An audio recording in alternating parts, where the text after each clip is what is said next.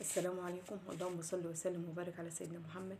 النهارده هنعمل مع بعض فيديو عن الدهون البوتاجاز، مشكله كلنا بنعاني منها.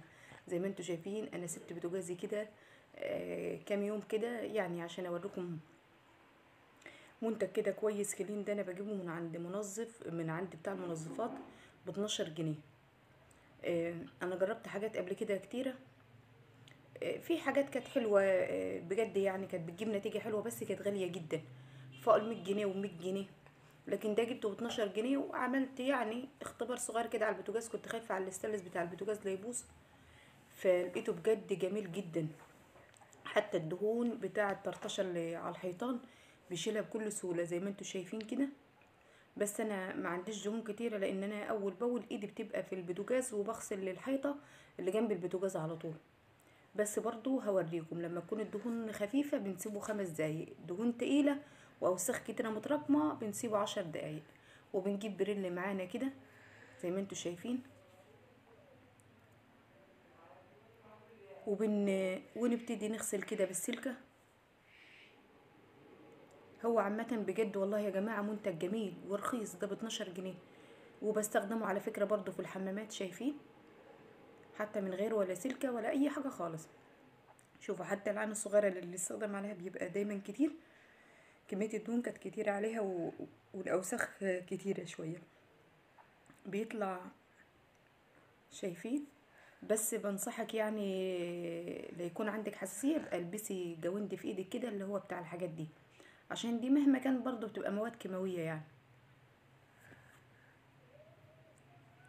يا ريت يا جماعة لو فيديو النهاردة عجبكم بالله عليكم تدعموني باشتراككم في القناة. حابة ان القناة بتاعتي تتفعل وتكبر بيكم.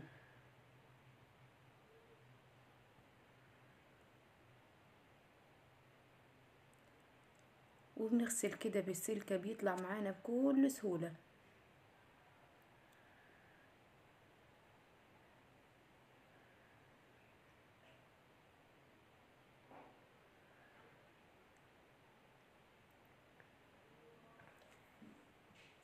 وبعد ما نغسل كل الدهون اللي على البوتاجاز كده، بس عشان وقت الفيديو هغسل البوتاجاز وارجع لكم تاني.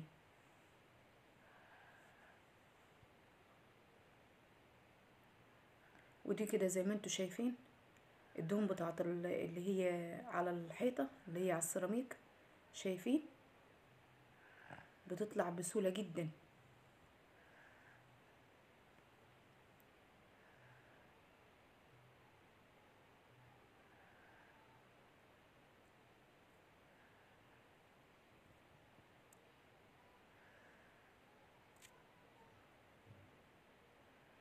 وده كده شكل البوتاجاز بعد ما مسحته. ومش عايزة اطول بس عليكم الفيديو، انا بلمعه كده بالفوطة عشان الاستانلس كده ينور.